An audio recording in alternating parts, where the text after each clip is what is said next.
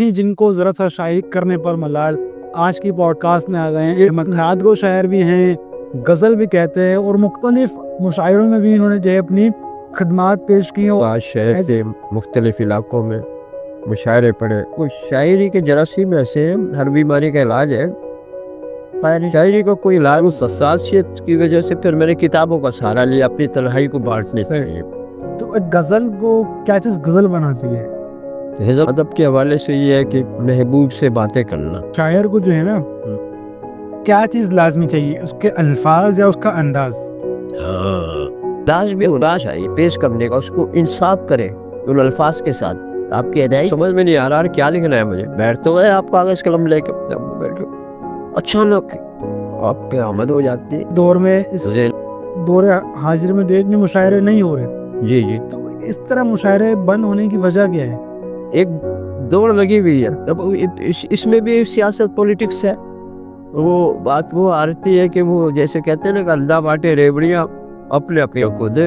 अब उसमें फलक की गर्दिशें, मौसम, फिजाएं आजिज है। फलक की गर्दिशें, मौसम, फिजाएं आजिज है। मैं वो चराग हूँ जिससे हवाएं आजिज हैं। अस्सलाम वालेकुम, मैं हूँ रिहान लोधी। है नहीं जिनको ज़रा सा शायरी करने पर मलाल, है नहीं जिनको ज़रा सा शायरी करने पर मलाल, आज की पॉडकास्ट में आ गए हैं अहमद ख्याल। अस्सलाम वालेकुम। वालेकुम सलाम जनाब। कैसे हैं आप? खैरियत से? अल्हम्दुलिल्लाह, अल्लाह का शुक्र है जनाब। मैं आपका बड़ा मशकूर हूँ, तहे दिल से आपका मैं जो है खैर मकदम करता हूँ कि आप हमारी पॉडकास्ट में तशरीफ़ लेकर आएँ। मुस्लिम हज़रात, मैं आपको बताता चलूँ, अहमद ख्याल ना बल्कि एक शायर हैं, बल्कि ये एक नात गो शायर भी हैं, गज़ल भी कहते हैं और मुख्तलिफ मुशायरों में भी इन्होंने जो है अपनी खदमात पेश की हैं और एज आ शायर आप गए कई मुशायरों में। तो जानेंगे इनसे इनकी ज़िंदगी के बारे में, इनकी जिद्दोजहद के बारे में इस पॉडकास्ट के अंदर। तो अहमद ख्याल, मैं पहला सवाल यही करूँगा कि शायरी का आगाज़ कब किया? शायरी का आगाज़ मैंने अपने स्कूल लाइफ से किया, प्राइमरी क्लासेस से।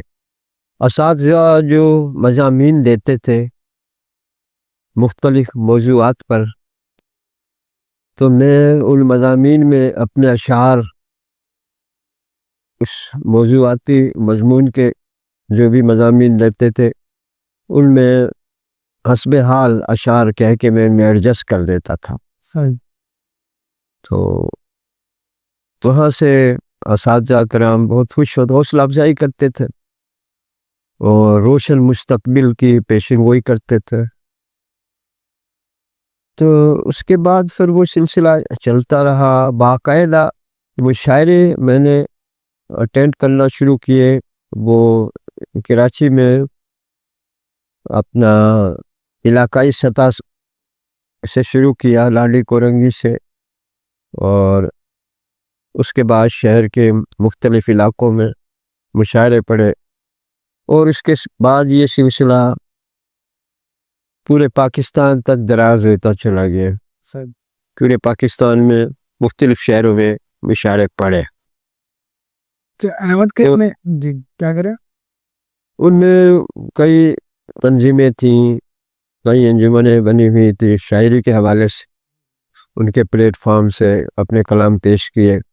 अल्हम्दुलिल्लाह बड़ी हौसला अफजाई हुई। जैसे जैसे हौसला अफजाई होती रही हम आगे बढ़ते रहे। सही। और अब हम उम्र के हिस्से में पहुंच गए कि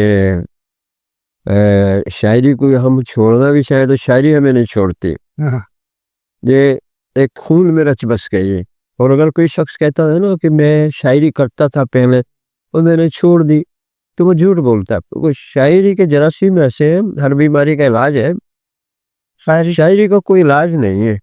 ये ऐसे जरासीम अभी दरियाफ्त नहीं हुए, इसका इलाज दरियाफ्त नहीं हुआ है तो पूरे वर्ल्ड में, क्योंकि ये एक तख्लीकी सलाहियत है। अल्लाह ताला वदियत करता है, एक फाजिल पुर्जा शायर के अंदर रखता है और वो उसमें ज़रूरी नहीं है कि उसकी उसमें काबिलियत और तालीमी काबिलियत उसकी जो है उसका इसमें ज़्यादा दखल नहीं है।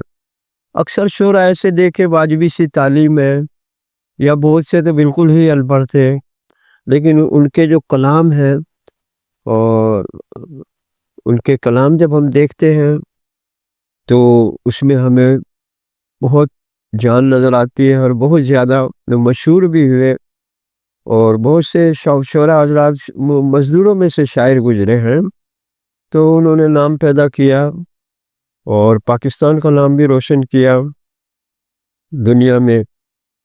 اور اس طرح سے مثال استاد قمر جلالوی ہے، صحیح، ایک شاعر گزرا اقبال ساجد، وہ نوجوان نسل کے نئے عہد کے شاعر تھے، وہ مشہور آدمی تھے۔ ایک تنویر سپرا کا نام سنا ہوگا آپ نے، وہ بھی اچھے شاعر تھے، اور وہ آج کے حالات کی وہ عکاسی کرتے تھے، اور جدید دور کے حساب سے وہ اشعار مزدوروں کے مسائل اور یہ اپنے اشعار میں بیان کرتے تھے۔ غریب آدمی کی شاعری انہوں نے کی ہے، صحیح، تو وہ اولو بلبل کی شاعری نہیں کی، انہوں نے لب و رخسار کی، انہوں نے بامقصد شاعری کی، پیغام دیا اور انسانیت کے دکھوں کو پیش کیا اپنے کلام میں، کہ انسانوں کے جذبات احساسات کی بھرپور ترجمانی کی، عکاسی کی، وہ شاعر زندہ ہو گئے صحیح میں فن کے حوالے۔ احمد گل صاحب، جس طرح شاعری ہوتی ہے، لوگ شاعری کرتے ہیں، جتنے بڑے شعراء ہیں وہ ان کے پیچھے بیک گراؤنڈ تک ان کو کوئی لڑکی چھوڑ کے چلی جاتی ہے، یعنی کہ وہ عشق مزاجی والا ان کے اندر۔ ہاں میں سمجھ گیا آپ کی بات۔ تو آپ کے جو آپ نے شاعری سٹارٹ کی، جی جی، کیا اسٹارٹنگ کے اندر یہی آپ کا مدعا تھا، عشق مجازی والا؟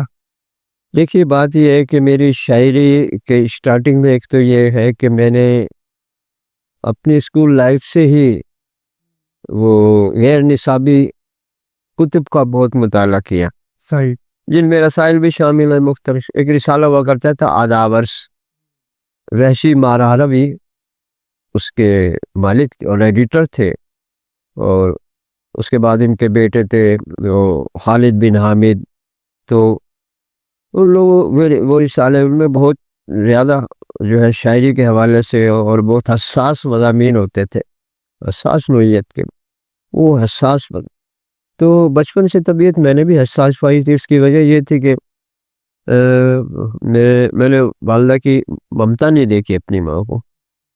میری عمر تقریباً 6 ماہ کی تھی جب والدہ اللہ کو پیاری ہو گئی تھی، اور پھر میں نے دادا دادی نانا نانی والدہ کوئی قریبی جو تھا وہ عزیز نہیں تھا، بزرگ بھی نہیں تھا کہ جو بچے کو تھوڑا سا لاڈ کرتا ہے، توجہ دیتا ہے، اس پہ پیار کرتا ہے، ایسا نہیں۔ تو اس نے مجھے حد سے زیادہ حساس بنا دیا، اور اس حساسیت کی وجہ سے پھر میں نے کتابوں کا سہارا لیا اپنی تنہائی کو بانٹنے کے لیے۔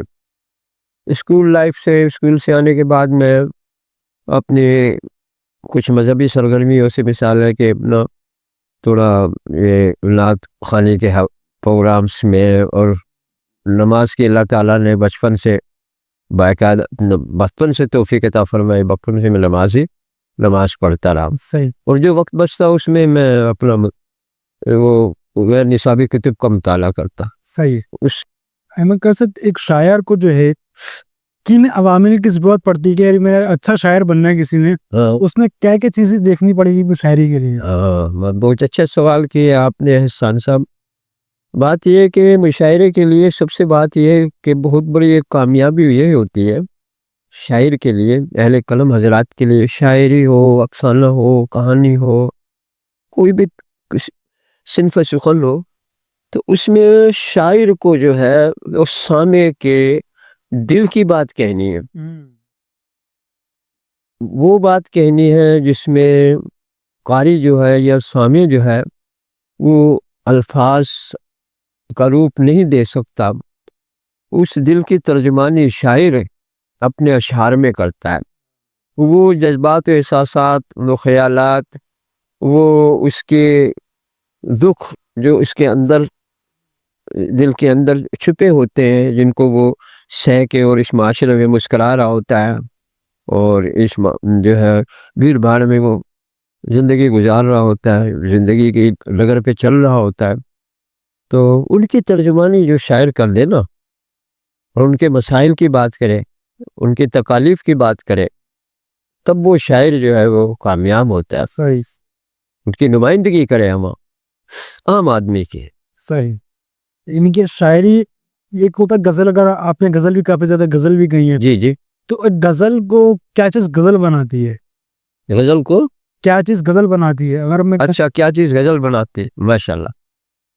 دیکھیے جی، عام طور پر تو غزل کا جو مفہوم ہے وہ ادب کے حوالے سے یہ ہے کہ محبوب سے باتیں کرنا،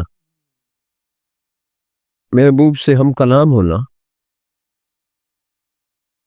تو اب غزل کا کینوس بہت وسیع ہو گیا، اس کا دائرہ کار جو ہے بہت، اور اس کے اندر مزاحمتی غزل بھی آ گئی ہے، رومانی بھی آ گئی ہے، غم ذات آ گیا ہے، غم جانا آ گیا ہے. تو مختلف موضوعات ہیں. تو جس مختلف ادوار سے انسان گزرتا نا، جیسے آپ کی عمر ہے، اس میں انسان جو ہے وہ غم ذات کی شاعری کرتا ہے، پھر اس کے بعد تھوڑا سا اور آپ کی ایج آتی، پھر وہ غم جانا کی شاعری شروع ہوتی. جب اس کو یہ محسوس ہوتا کہ یار مجھے اب جو مجھے ایک ساتھی کی ضرورت ہے جو میرے دکھ درد کو سمجھے، میری وہ، تو وہ پھر غم جانا کی شاعری، پھر غم جانا آگے وہ نکل جاتے ہیں، تو پھر وہ غم دونا کی شاعری کرتا ہے کہ جو حالات گزر رہے ہیں، جو زمانے میں جو کچھ ہو رہا ہے، جو تو آگے، تو وہ سب کی جو ہے وہ اپنے اشعار میں کہنے کی کوشش کرتا ہے. اب اس کوشش میں کچھ شاعر کامیاب ہو جاتے ہیں اور کچھ جو ہے وہ ترجمانی صحیح نہیں کر پاتے، تو وہ معروف نہیں ہوتے. اور جو ترجمانی صحیح کرتے ہیں، صحیح ان کے جذبات کی صحیح عکاسی اور ان کے سامنے کو سننے والے کو، پڑھنے والے کے دل میں چوٹ لگتی ہے کہ یار یہ تو میرے دل کی بات کہہ دی شاعر نے. صحیح. پھر وہ اشعار کو پسندیدہ اشعار میں نوٹ کرتا ہے. تو اس طریقے سے جو ہے نا یہ شاعری کا بہت، اس کا بڑا وسیع ہے، اس کا کینوس، بہت کچھ کہہ سکتے ہیں آپ اس شاعری میں. اصلاحی شاعری بھی ہوتی ہے. اب ہماری عمر ہے نا جیسے، جی اس میں ہم اصلاحی شاعری کریں گے، ہم سمجھانے والی شاعری کریں گے نوجوانوں کو، اپنی آنے والی نسل کو جو ہم دیں گے. یہ عمر ہماری ایسی، ہم اپنی ذات کو بھول جائیں گے، ماضی کو بھول جائیں گے، حال کو بھول جائیں گے. ہم یہ سوچیں گے یار ہماری نسل ہے، اس کو جو پیغام دینا ہے تو اس میں ان کو یہ بتانا کہ یار زندگی کیسے گزارنی، زندگی کا مقصد کیا ہے. صحیح. اور وہ زندگی نہیں جس کا کوئی مقصد نہیں، جیسے زندگی بے بندگی شرمندگی. تو یہ زندگی جو آپ گزار رہے ہیں، جیسے ماشاءاللہ آپ بہت کم عمری میں اللہ تعالیٰ نے آپ کو یہ صلاحیتوں سے نوازا ہے، ان صلاحیتوں سے کہ آپ ہم جیسے بڑی عمر کے لوگوں سے بیٹھ کے ان کے تجربات لے رہے ہیں، پوچھ رہے ہیں، اور یہ تجربات پھر آپ اہم کر رہے ہیں. جی. تو یہ بہت بڑی بات ہے. اللہ تعالیٰ کسی کسی کو دیتا ہے. اللہ تعالیٰ سے دعا ہے کہ اللہ تعالیٰ آپ کو مزید اور آگے ترقی عطا فرمائے. اور مگر صاحب ایک شاعر کو جو ہے نا کیا چیز لازمی چاہیے؟ اس کے الفاظ یا اس کا انداز؟ ہاں بھائی، بات یہ ہے کہ اس میں 3 چیزیں ہوتی ہیں. صحیح ہے. ایک تو مین پوائنٹ جو ہوتا ہے وہ تخیل ہوتا ہے کہ آپ پہ جو آمد ہو رہی ہے، کیا خیال ہے اس کا؟ یہ آپ بیٹھ گئے لکھنے کے لیے، کہیں کہ قلم لے گیا، لیکن آپ کی کچھ آمد نہیں ہو رہی، کچھ سمجھ میں نہیں آ رہا کیا لکھنا ہے مجھے. بیٹھتے ہوئے آپ کاغذ قلم لے کے بیٹھو، اچانک آپ پہ آمد ہو جاتی ہے، ذہن آپ کا بن جاتا ہے، اوپر سے نزول ہو جاتا. پھر وہ آپ اس کو کس انداز میں لیتے پیش کرتے ہیں کہ اس میں الفاظ آپ نے کیا چناؤ کرنا ہے. اس تخیل کو جو آپ کے تخیل آیا ہے، جو کلام کیا الفاظ آپ کو اس کے لیے منتخب کرنے ہیں، اور پھر انداز پیش کرنے کا مشورہ پڑے گا. اس کو بھرپور اعتماد کے طریقے سے آپ پڑھیں، پورے اعتماد ہو کر، بھرپور انداز، تو وہ انشاءاللہ آپ کامیاب شاعر ہوگا. صحیح. کیونکہ بات یہ ہے نا کہ سامع اور کی تک آپ کی بات پہنچے گی. جی. جب اس کو پیش اپنے کلام کو صحیح نہیں کر پائیں گے ہاں. تو پھر وہ سامع تک اس کے ابلاغ مشکل ہوگا، اور وہ اس کی بات کو سمجھ نہیں پائے گا. اب میں نے حال ہی میں دیکھتا ہوں، آپ بھی دیکھتے ہوں گے کہ اس پہ پوسٹر لگی ہوتی ساقی امروہوی صاحب، ساقی امروہوی صاحب کی. جی. دیکھیے کبھی نظر سے گزری؟ جی کبھی یہ شاہ فیصل کالونی میں تھے، شاہ فیصل کالونی میں تھے، اور سید گھرانے تھے. علامہ سید احمد سعید شاہ صاحب کاظمی کے عزیزوں میں سے تھے یہ رشتہ، بہت کامیاب شاعر تھے، عوامی ترجمانی کرتے. آپ کبھی اگر فیس بک سے ان کی پوسٹ گزرے تو اس کا ان کو آپ سنیے گا، بھرپور شاعری. وہ آج کے دور کی بات کر گئے اس دور میں. صحیح. اب زیادہ دور کی بات تو نہیں ہے، یہ کوئی 15-20 سال پرانی بات ہے، 15-20 پر ساقی امروی صاحب. لیکن وہ جو ان کا ابلاغ پیش کرنے کا ہوتا تھا، جو کلام ہوتا تھا. پھر دوسری بات یہ کہ وہ سیل ممتلا میں پیش کرتے تھے، آسان اردو میں. صحیح.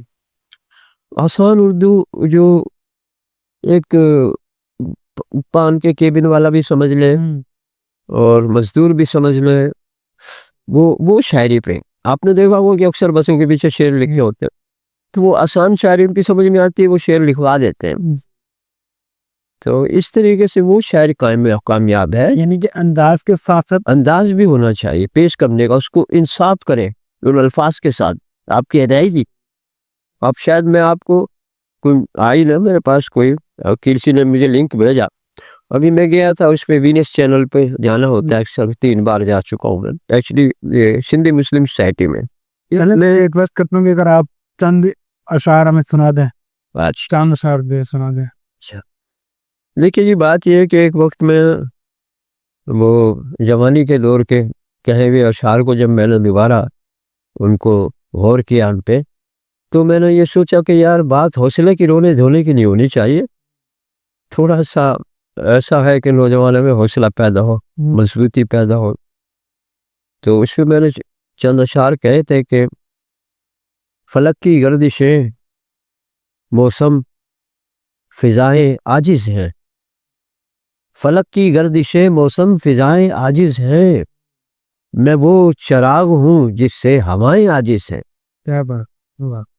فلک کی گردشیں موسم فضائیں عاجز ہیں، میں وہ چراغ ہوں جس سے ہوائیں عاجز ہیں، میرے وجود میں سمٹا ہے پیاس کا صحرا، میرے وجود میں سمٹا ہے پیاس کا صحرا، کہ مجھ سے ابر بہارا گھٹائیں عاجز ہیں، اور گزرتا ہے میرے سائے سے وقت کترا کر، گزرتا ہے میرے سائے سے وقت کترا کر، میں ایسا دشت ہوں جس سے بلائیں عاجز ہیں، اور میں پلٹ کے دیکھنا میری روش نہیں ہے خیال، پلٹ کے دیکھنا میری روش نہیں ہے خیال، یہی سبب ہے کہ مجھ سے صدائیں عاجز ہیں. کیا بات ہے، کیا بات.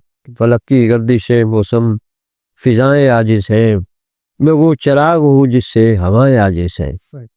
یہ میں نے آپ کو چند اشعار سنایا اس غزل کے.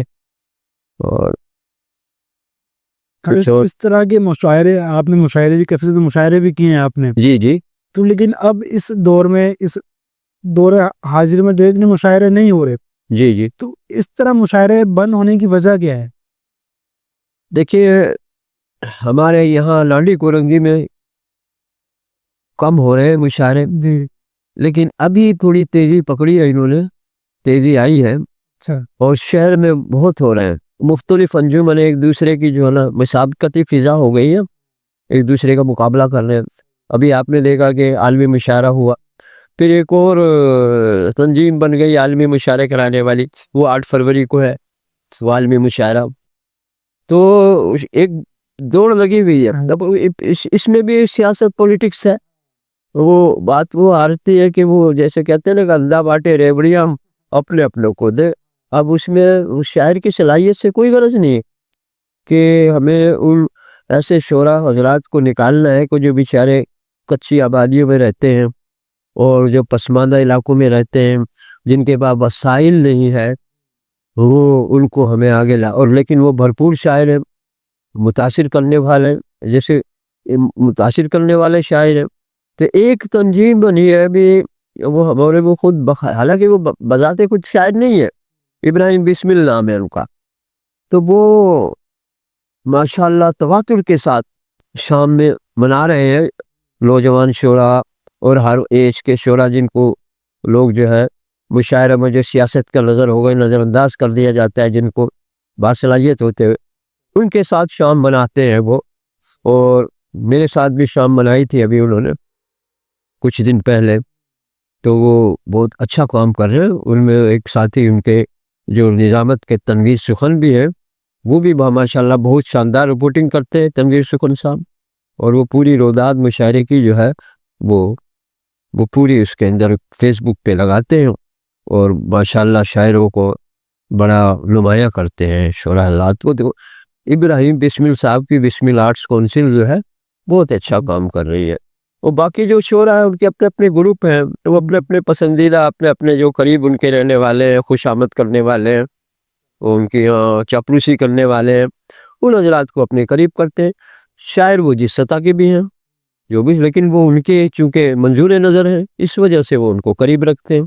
یہ بڑا معاملہ ادب کے اندر بھی یہ معاملات ہیں۔ احمد خیال کا سب سے پسندیدہ شاعر کون ہے؟ مرزا غالب یا میر تقی میر؟ دیکھیے صاحب، پسندیدہ شعراء حضرات میں کسی ایک کا نام لے لوں گا، اگر ایک کا نام لیتا ہوں تو باقی جو ایک سے بڑھ کر ایک میر تقی میر ہے، اس نے تو دکھوں کی پوٹلی کھول کے رکھ دی ہے میر تقی میر نے۔